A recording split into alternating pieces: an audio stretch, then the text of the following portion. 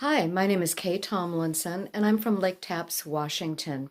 I know a lot of people are using Zoom and FaceTime now to keep in touch, but what options can you recommend for those that we care for that really don't have access to that kind of technology so they can keep in touch too?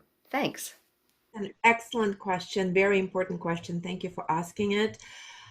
Again, the survey shows that probably one third of older adults do not have access to smartphones, tablets, computers, and or internet. So it's really important for us not to say rely on technology and internet as the only options to stay in touch. So some ideas are what a wonderful opportunity to revive an old craft of letter writing. Reliably, write and mail a letter, every week and give the old adult you care for something to look forward to. Set up a routine phone call. Most people have a landline, and it's so important, for the your care recipient to know that at 6 o'clock that phone would ring.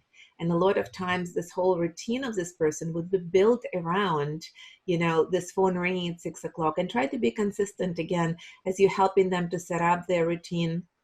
Engage your children and grandchildren in those phone calls. And if there is some access to technology, but old adult doesn't feel comfortable yet using it, what a great opportunity is. Our kids and grandkids are out of school right now. Give them a project. Give them a project to coach and to, train their grandparent over, technology to how to best use it.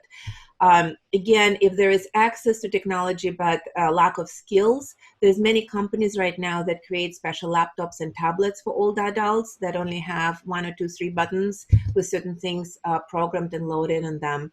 But if there is no access to technology at all, there's so many ideas. You can read to your loved one over over the phone, over the landline.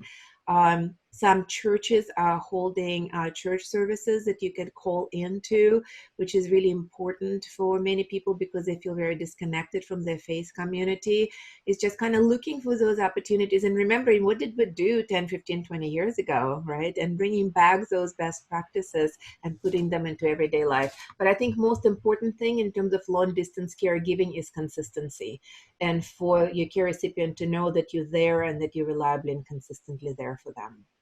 One of the things I've done is I've reached out to my neighbors to make sure that their relatives, especially if with my older neighbors, that their relatives have my contact information as well. So if one of their children has difficulty contacting their parent, they can always reach out to me, and I'll be there just across the street.